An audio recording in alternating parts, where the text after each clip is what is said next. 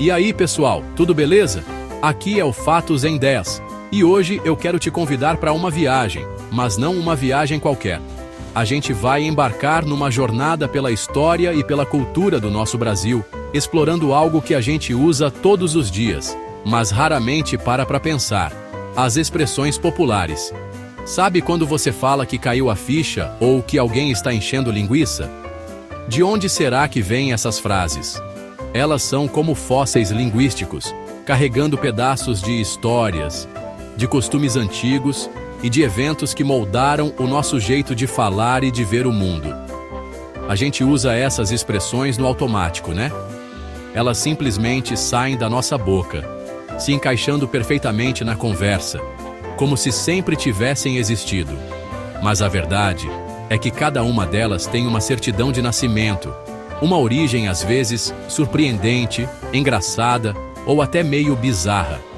É como se a gente estivesse contando pequenas histórias, sem nem perceber. E é exatamente isso que vamos fazer hoje: desvendar os segredos por trás das expressões que fazem parte do nosso DNA cultural. Então, faz o seguinte: prepara aquele cafezinho gostoso, senta num lugar confortável e se ajeita na cadeira, porque a nossa máquina do tempo linguística já está com os motores aquecidos. A gente vai voltar séculos na história, visitar campos de batalha, feiras medievais e até entrar na mente de cartunistas geniais. Tenho certeza que você vai se surpreender e nunca mais vai olhar para um simples chutar o balde da mesma forma. Vamos nessa? Para começar, vamos falar de uma expressão que ninguém gosta de vivenciar: pagar o pato. Quando você leva a culpa por algo que não fez, ou arca com um prejuízo que não era seu, lá está você, pagando o bendito pato. Mas por que um pato? Por que não uma galinha, um porco ou qualquer outro bicho? A resposta, meus amigos, nos leva para a Itália da Idade Média. A história conta que uma mulher teria comprado um pato de um vendedor, mas combinado de pagar depois. No entanto, o marido dela, ao ver a ave, se recusou a pagar, alegando que não tinha feito a compra. A confusão que se seguiu foi tão grande que virou uma anedota popular. A mulher, para se livrar do problema, teria dito ao marido: então pague o pato. A expressão começou a se espalhar pela Europa, simbolizando essa ideia de ser forçado a arcar com uma consequência, justa ou não. É a clássica situação de assumir a responsabilidade por um erro ou dívida de outra pessoa. A história é tão boa que atravessou o oceano e chegou até nós, se firmando no nosso vocabulário. Outra versão, talvez até mais curiosa, remonta a jogos e brincadeiras antigas. Em Portugal existia um jogo cruel que consistia em amarrar um pato vivo em um mastro encebado. Os participantes tinham que tentar pegar a ave, e quem conseguisse, levava o prêmio. No entanto, o perdedor, aquele que falhava na tentativa e muitas vezes se machucava, acabava tendo que pagar o pato, ou seja, arcar com os custos da brincadeira e da festa que vinha depois. Era literalmente pagar pelo animal que ele não conseguiu pegar. Independente da origem exata, seja a anedota italiana ou o jogo português, o sentido se manteve. Pagar o pato virou sinônimo universal de arcar com as consequências de uma ação, geralmente uma que deu errado ou que foi causada por terceiros. É quando a conta chega, e por algum motivo, é você quem precisa tirar a carteira do bolso, mesmo sem ter aproveitado o jantar. Da próxima vez que você ouvir essa expressão, lembre-se que, por trás dela, existe uma história de dívidas, jogos e, claro, um pobre pato no meio de tudo. Essa é clássica. Com certeza você já viveu aquele momento de "Ah, entendi!", aquele instante mágico em que uma ideia complexa finalmente faz sentido. Uma piada que demorou para processar se revela. Ou você percebe algo que estava bem na sua frente o tempo todo. É o momento em que a gente diz: nossa, só agora que a ficha caiu. Mas que ficha é essa que cai? Para entender, precisamos voltar para uma época não tão distante, mas que para muitos jovens hoje parece pré-histórica. A era dos telefones públicos, os famosos orelhões. Naquele tempo, antes dos celulares dominarem o mundo, para fazer uma ligação na rua, você precisava de uma coisa: fichas telefônicas. Eram pequenas peças de metal que você comprava em bancas de jornal ou padarias. O processo era simples. Você inseria a ficha na ranhura do telefone, discava o número e esperava. A ligação só era completada quando o sistema interno do aparelho reconhecia a ficha e a fazia cair dentro de um compartimento, produzindo um barulhinho característico. Era esse o som que liberava a conexão.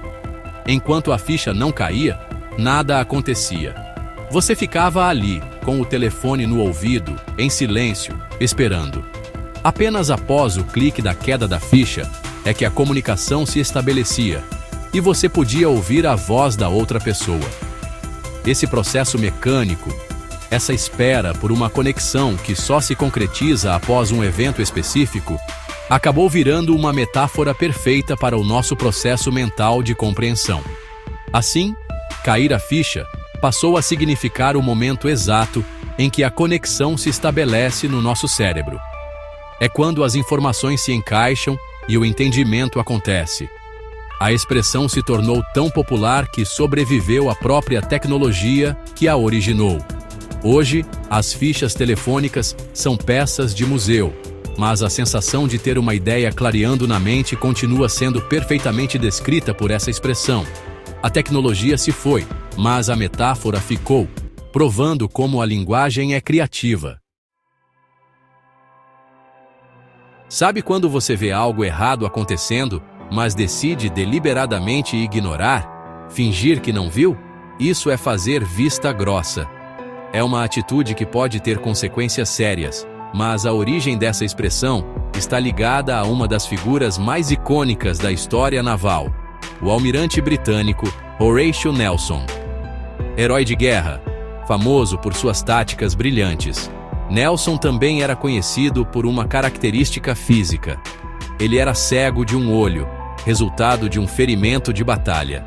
A história que deu origem à expressão aconteceu em 1801, durante a Batalha de Copenhague. A frota britânica estava em uma situação complicada contra as forças dinamarquesas. O comandante superior de Nelson, o almirante Sir Hyde Parker, achou que a batalha estava perdida e que a retirada era a melhor opção. Então, ele emitiu um sinal, por meio de bandeiras, ordenando que todas as embarcações recuassem imediatamente. Era uma ordem direta, que deveria ser obedecida sem questionamento. No entanto, Nelson, que estava no meio da ação e tinha uma visão diferente da batalha, discordava veementemente. Ele acreditava que a vitória ainda era possível e que recuar seria um erro desastroso. Foi aí que ele usou sua deficiência a seu favor de uma maneira genial. Quando um de seus oficiais o informou sobre o sinal de retirada, Nelson levou o telescópio ao seu olho cego e declarou: "Eu realmente não vejo o sinal." Ele simplesmente fingiu não ter visto a ordem. Ao ignorar o comando, Nelson continuou o ataque e, no fim, conseguiu uma vitória decisiva para a Grã-Bretanha. Sua desobediência deliberada, sua decisão de não ver o que não lhe convinha, tornou-se lendária. O ato de fazer vista grossa passou a significar exatamente isso: ignorar intencionalmente uma ordem, um erro ou uma situação, agindo como se não estivesse acontecendo. É uma história incrível de astúcia e insubordinação que virou parte do nosso vocabulário cotidiano.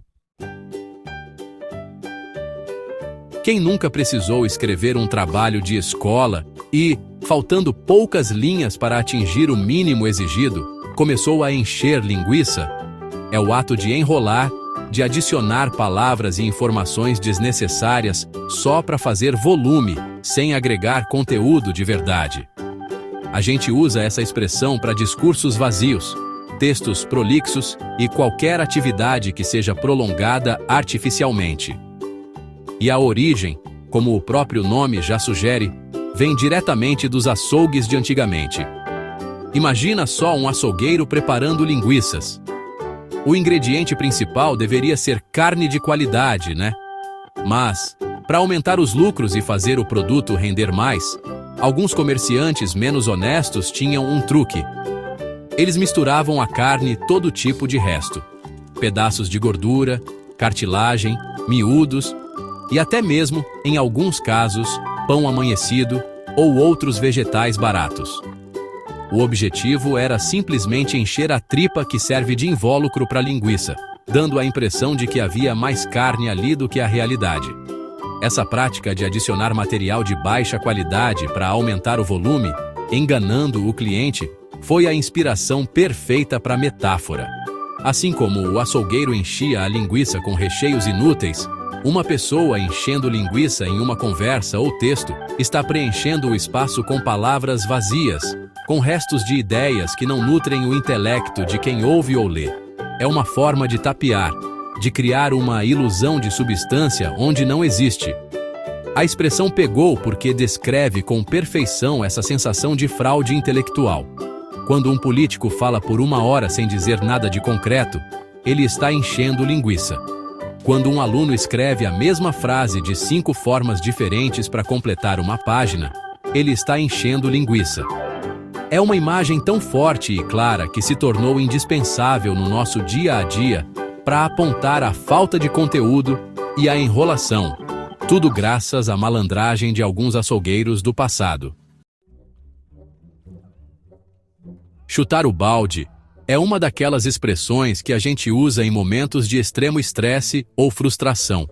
Significa perder o controle, desistir de tudo, jogar tudo para o alto, muitas vezes de forma impulsiva e sem pensar nas consequências. É um ato de ruptura. Mas de onde vem essa imagem de alguém literalmente chutando um balde? Existem algumas teorias, e a maioria delas nos leva para ambientes bem diferentes dos nossos escritórios e cidades. Uma das origens mais aceitas remete à vida no campo, mais especificamente ao processo de ordenha. Imagina um trabalhador rural sentado em um banquinho, tirando leite de uma vaca. Era um trabalho repetitivo e, às vezes, frustrante. A vaca podia ficar inquieta, dar um coice ou simplesmente não colaborar. Em um momento de raiva e impaciência, depois de tanto esforço, o trabalhador poderia simplesmente se levantar e chutar o balde cheio de leite, derramando todo o trabalho de horas no chão. Seria o ápice da frustração. Outra teoria, um pouco mais sombria, vem do inglês. A expressão to kick the bucket é um eufemismo para morrer. Acredita-se que essa origem esteja ligada a antigos métodos de enforcamento. A pessoa a ser executada era colocada em pé sobre um balde virado para baixo, com a corda no pescoço. Quando o balde era chutado, a pessoa ficava suspensa, levando à morte. Embora essa versão seja mais pesada, ela também carrega a ideia de um ato final e irrevogável. No Brasil, a versão mais provável e que mais se encaixa no nosso uso da expressão é mesmo a do ambiente rural. A imagem do leite sendo derramado por um acesso de fúria captura perfeitamente o significado de perder a paciência e jogar fora um esforço ou um projeto. É o momento em que a pressão se torna insuportável e a pessoa explode, desistindo de manter a compostura. É um gesto drástico, que simboliza o fim da linha, o chega, não aguento mais. Todo mundo já teve ou conheceu um amigo da onça. É aquele tipo de amigo que, na verdade, não é amigo de verdade. É a pessoa que te coloca em situações embaraçosas, que te dá conselhos ruins de propósito, que parece estar sempre torcendo pelo seu fracasso, mas tudo com um sorriso no rosto. É o falso amigo, o traíra. E essa expressão, tão brasileira, não veio de uma fábula antiga ou de um evento histórico, mas sim das páginas de uma revista em quadrinhos. A expressão nasceu em 1943, criada pelo cartunista pernambucano Péricles de Andrade Maranhão para a revista O Cruzeiro. Péricles criou um personagem que se tornou um ícone da cultura brasileira, o Amigo da Onça. Ele era um homem baixinho, de bigodinho e um sarcasmo afiado. Suas tirinhas sempre mostravam ele colocando seus amigos nas piores situações possíveis, com perguntas e sugestões aparentemente inocentes, mas que levavam a desastres hilários para os outros e nunca para ele. Uma das charges mais famosas mostra o amigo da onça conversando com um amigo caçador, que está em cima de uma árvore fugindo de uma onça faminta lá embaixo. O caçador, desesperado, grita que sua munição acabou. O amigo da onça de baixo pergunta: "Quer que eu jogue meu canivete para você se matar antes que a onça te pegue?" Esse humor ácido, essa capacidade de piorar uma situação já ruim, definiu o personagem e, consequentemente, a expressão. O sucesso do personagem foi tão gigantesco que seu nome virou sinônimo desse tipo de pessoa. Chamar alguém de amigo da onça passou a ser o jeito perfeito de descrever aquele colega de trabalho que te sabota, aquele vizinho que te dá dicas furadas, ou qualquer um que se finja de amigo para te prejudicar. É um legado incrível de como a cultura pop, uma simples charge de revista, pode se infiltrar na nossa língua e criar uma expressão que usamos até hoje para identificar os falsos amigos em nosso caminho. Quando um plano cuidadosamente elaborado vai por água abaixo, quando um projeto fracassa de forma retumbante, a gente diz que a pessoa deu com os burros na água. É a expressão máxima para o fracasso de um empreendimento. E, para entender sua origem, precisamos voltar no tempo para o Brasil colônia, uma época em que as estradas eram precárias e o principal meio de transporte de mercadorias pelo interior do país era no lombo de mulas e burros. Esses animais formavam as chamadas tropas, conduzidas pelos tropeiros. Eles eram essenciais para a economia da colônia, transportando ouro, pedras preciosas, alimentos e tudo o que era necessário entre as vilas e as cidades. As viagens eram longas, difíceis e cheias de perigos. Um dos maiores desafios para os tropeiros era a travessia de rios, já que pontes eram raras. Eles precisavam encontrar trechos mais rasos e com correnteza mais fraca para guiar os animais. O problema é que os burros, apesar de fortes, são teimosos e se assustam com facilidade. Além disso, a carga que levavam era extremamente valiosa. Se o tropeiro escolhesse o lugar errado para atravessar, ou se uma chuva forte de repente aumentasse o volume do rio, o desastre era quase certo. Os animais podiam ser arrastados pela correnteza, se afogar e toda a carga preciosa se perdia no fundo do rio. Era um prejuízo enorme. O fracasso total da expedição. Essa imagem do tropeiro, vendo seus animais e toda a sua riqueza afundando na água, era a representação literal do desastre. Dar com os burros na água se tornou, então, a metáfora perfeita para qualquer situação em que um grande esforço e um investimento significativo resultam em perda total. É quando, depois de muito planejamento e trabalho, tudo acaba indo, literalmente por água abaixo. A expressão carrega o peso da frustração e do prejuízo desses antigos desbravadores do nosso país. Quem nunca se sentiu salvo pelo gongo? É aquela sensação de alívio imenso quando algo ou alguém te livra de uma situação muito difícil, embaraçosa ou perigosa no último segundo. Pode ser o professor que encerra a aula bem na hora que ia te fazer uma pergunta que você não sabia, ou o telefone que toca te livrando de uma conversa chata. Mas de onde vem essa ideia de um gongo salvador? A origem mais conhecida e popular nos leva para o mundo do boxe. No boxe, o gongo, ou sino, tem um papel fundamental. Ele marca o início e, mais importante, o fim de cada round.